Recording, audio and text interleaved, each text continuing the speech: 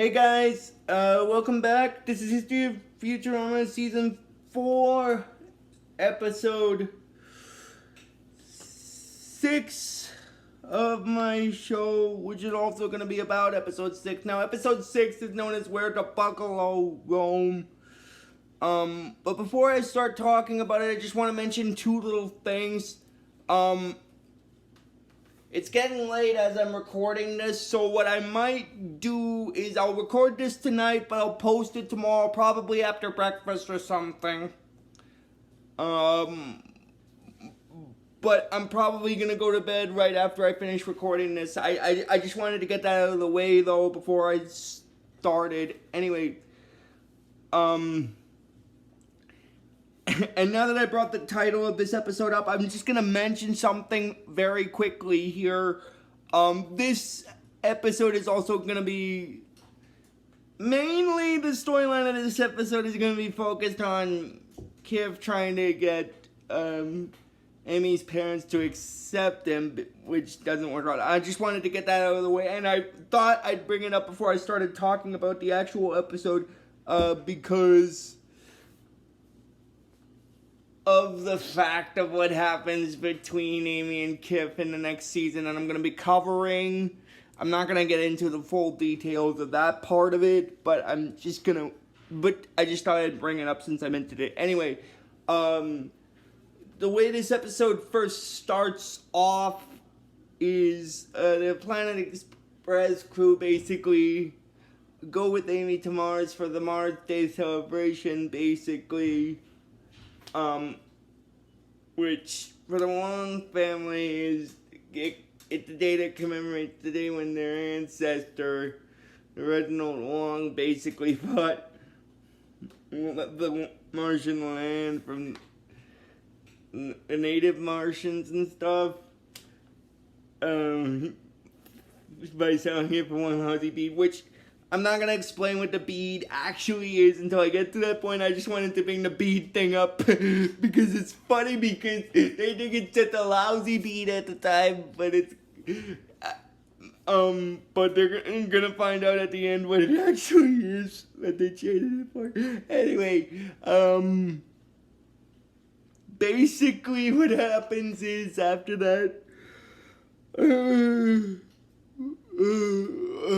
sorry, like I said, I'm gonna be going to bed right after I finish recording this, so if you heard me yawn in the video, it's because I'm partially tired and everything, so I'm gonna finish recording this, and then I'm gonna go straight to bed, and then I'll upload this video probably first thing tomorrow.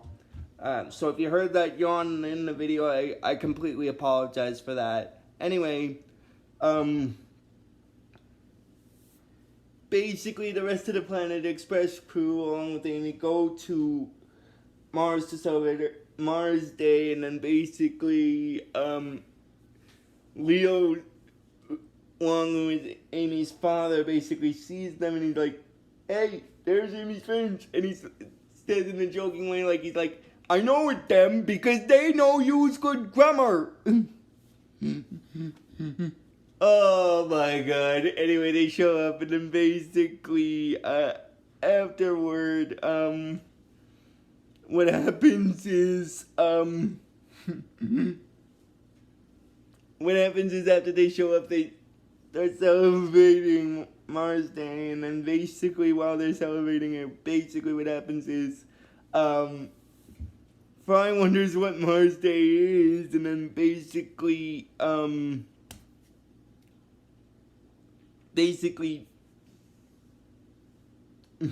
Leo says that Mars Day is so much better than any day, and then basically they're wondering what it's about, and then basically Inez, who is Amy's mother in the series, says that it commemorates the day when their ancestors, original Wong, bought Martian land from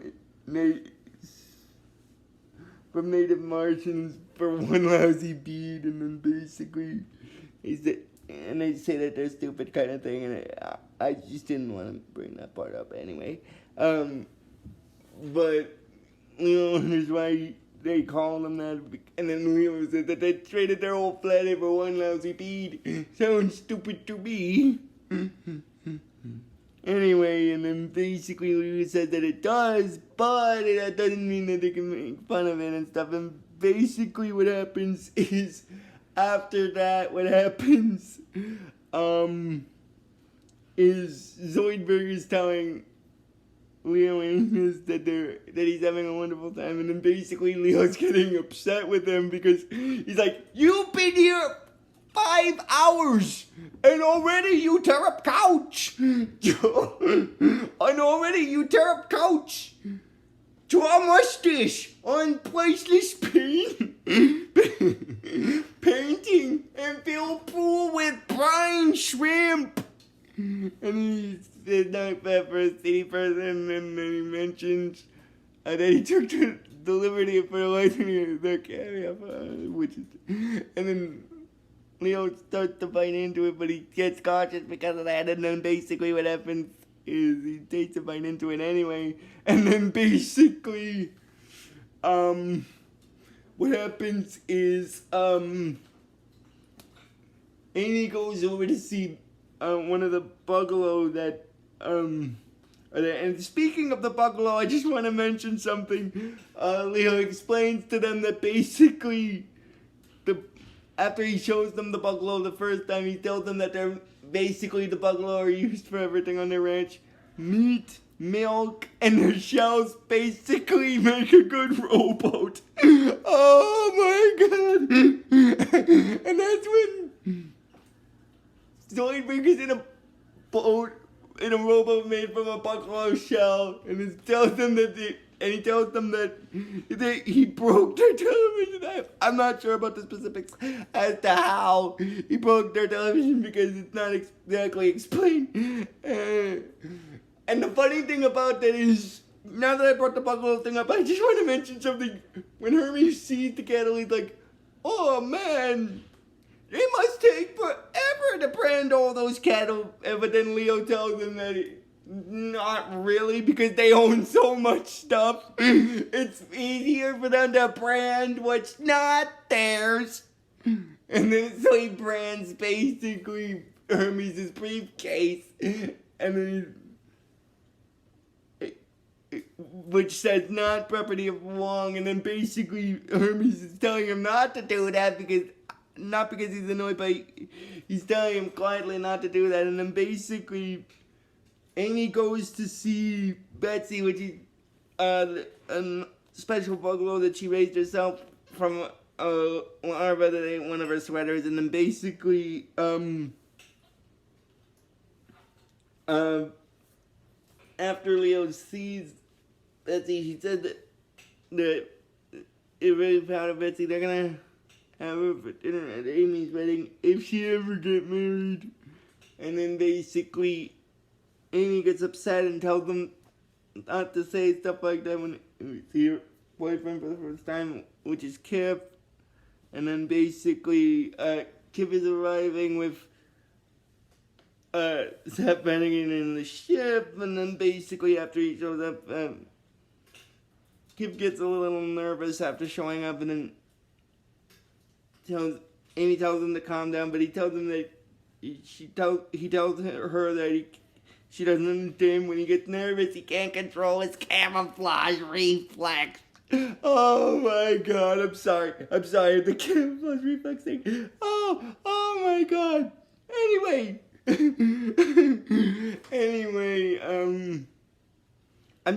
I just skipped over the portion with Zap Brannigan because basically the dialogue with Kip and Zap Brannigan is basically a minor dialogue between them before they wrapped on the planet. Anyway, that's why I skipped over that part, and the other reason is because, like I said, it's getting late while I'm recording this, so I'm just trying to. If I skip over some parts, I completely apologize about that, but I'm trying to make this video as quickly as I can before I go to bed. But anyway, basically, Amy introduces Kip to her parents, and then basically, after Leo sees him,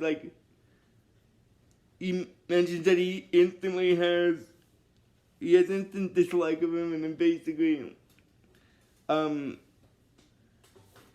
Amy's mom says that he's too scrawny to on her grandchildren, and which this is actually kind of funny.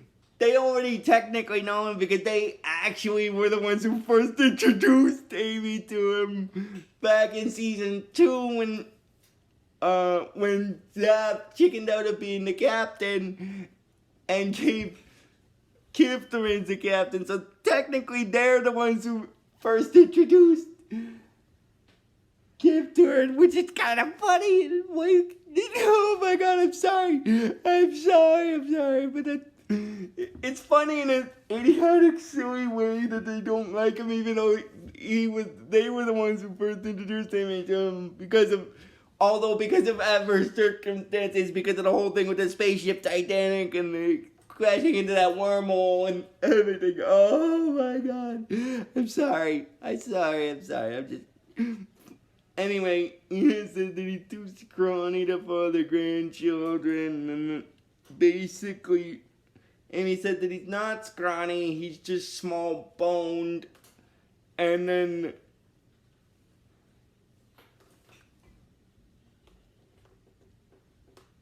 at that point, what basically happens is then a dust storm starts to happen.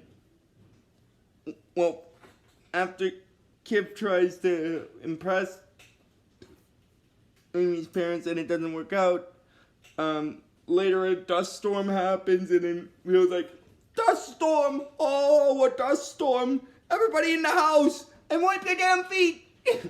Oh my god. Anyway, which in this case, I guess a dust storm would be the equivalent of the snowstorm that we had here in Manitoba over the past week, but instead of snow with dust, but same situational thing, same kind of storm thing, but just different in the case of that. I just wanted to get that out of the way. And I'm just using the recent snowstorm that we had here in Canada and Manitoba as a reference point. Anyway, then they find out that the dust storm, then Amy accidentally goes out because of the dust storm because she wants to see if Betsy's okay. And when the rest of them actually get in the house, Enos is saying if everyone's okay and anyone's considering lawsuits, and then the professor basically contemplates giving them a lawsuit by saying that he thinks he might have mental anguish, but then Leo basically stops him when he's like, I'll have you know I'm friends with every judge on planet. And then he's like, and because of what Leo said, the professor's like, then I'm okay then. And then the dust storm dies down. And then Enos tells Leo to check and see if the herd is okay. And then basically they go back outside and Amy sees Betsy and she sees that she's okay. And basically what happens is they come up with a plan to rescue the buffalo. Well, Kip basically decides to rescue the buffalo in hopes of basically getting Amy's parents to accept them. And he basically uses this plan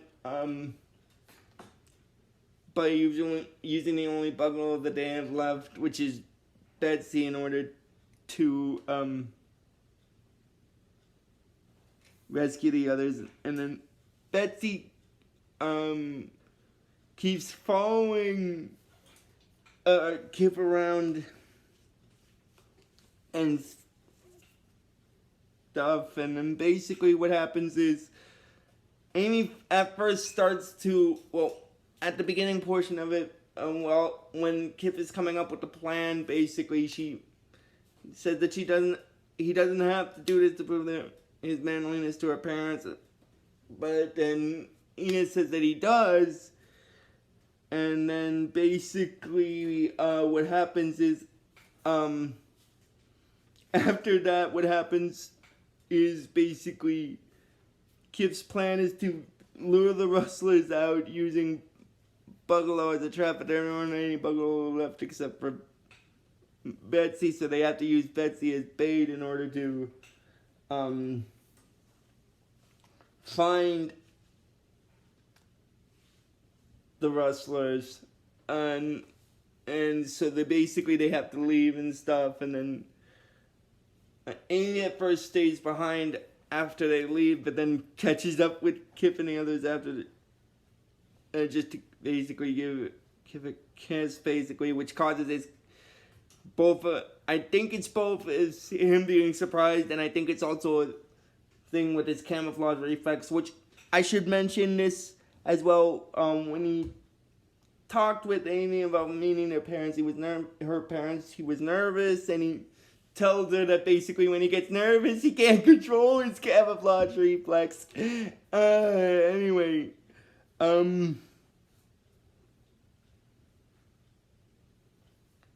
Anyway, basically what happens is, then they come upon ancient Martian side, and then there's another dust storm that happens, and then they see the native Martians flying on Bugalo, and they get startled by it, and then Fry's like, and after Fry gets startled by that, he's like, also, I didn't know Bugalo could fly! And then basically, what happens after that, oh my god, I'm sorry, but what happens after that is basically the chief of the native Martians said that only the native Martians are allowed to fly in Bugalo, and only they shall have Bugalo. And basically, Kip said that the Bugalo aren't theirs, they belong to the Long family. And then when the chief hears that, he's like, you mean family that traded our land for one lousy bead? And then Amy says that she is the daughter of them, and then he says who wonders who they are, and then the chief is like, mad at Wong. He said that they're mad at the Wong family, and he says that basically they plan to ruin them by stealing the Bugalo and ruining their farm, but now that their plan has been revealed, they're gonna take the girl as well as insurance, and then they take Amy, and then basically what happens after that is Kip gets upset, and then basically Bender makes it worse by making a sarcastic joke, where he says like, "Don't worry, Kip. I'm sure some other rich, cute girl will fall in love with you." And then basically, in the next scene, what happens is, Amy's parents basically get Seth Brannigan to rescue their daughter, but Kip is a little defensive about that because he doesn't want to have Zap rescue him because I think it's because he's annoyed with the man. Anyway, then they come across with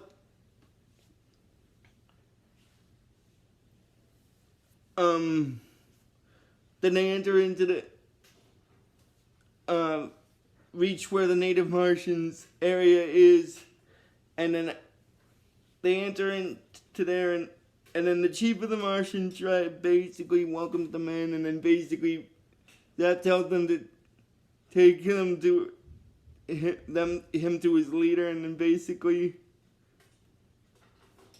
which he's already talking to the leader because the chief in a native tribe thing is usually the one that leads them. Anyway, they basically lead into basically a negotiation, sort of similar to what happened in the episode where Bender, Fry, and Leela were on Spear on One in dealing with the ball creatures and stuff. Anyway, basically after they get surprised by what Kif can do, they decide to make peace with them, and he tells them, the chief tells him that if he wants to make peace with them, he must smoke peace pipe, and then basically Kif's like, smoke 'em, and then basically the chief is like, you must smoke 'em peace pipe, you must smoke 'em peace pipe, and you must do it peacefully.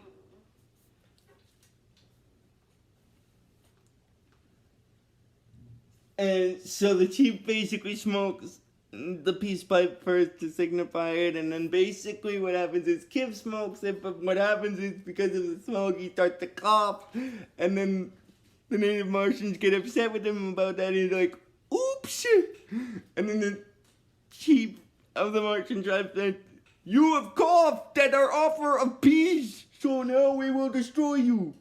And then one of the female native Martians tells them that the very bead used to crush their dreams will soon be used to crush his bones. But then Kip tries to explain to them that he doesn't have bones and that he's supported by a system of fluid filled bladders. But before he could finish, they start breaking the bead down. But then when Fry sees what the bead is, he's like, wait, that's the bead you traded your entire planet for? And then Leela sees that it's a giant diamond, and then basically Bender looks at it through a little miniature microscope, like a little mini telescope, and he gets happy with the chief of the Martians, because he made him a happy person, and then basically, the chief basically stops executing stuff, and then he tells them that they always thought that the bead was worthless. Just something that their ancestors were swindled out of when they sold the planet, and then basically because of that but because they realized how precious it actually is, they let Kif go, and the chief said that after he let them go that he's sorry about all the rustling and kidnapping, and then basically they're wondering what about their land, and then the chief says that man, we ate this dump. With this, we can buy a new planet and act like it's sacred. So basically, they leave to go to another planet to colonize and decide to have it as sacred ground. And basically, afterward, Amy basically goes back to the house to tell them how Kip managed to rescue her, and then basically, Amy's parents don't believe her because they think that it was actually Zap that did it, and then, so it's sort of somewhat that it's not that they don't trust him, but they just don't believe he did it and stuff, and I don't know. Anyway, basically that's basically where this episode stops, because the reason why I say that's basically where this episode stops is because that's the last major part of it that I can think, and because the rest that happens is just the rest near the end is just little minor stuff, and which leads to the logo showing up. Anyway, and I'm sorry I'm trying to make this one quick. It's just because I'm gonna go to bed right after I finish recording this, so I'm gonna upload it first thing tomorrow. So if I seem like I'm making this video a little too fast, I apologize about that. But anyway, like I said, that's going to be it for this video, guys. But until next time, just please give this video the real best you guys can. And I will see you guys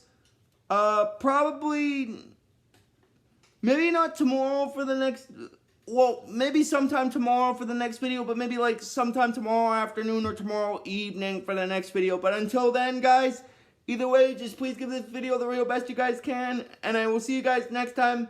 And like I always tell you with this series, fun on the bun.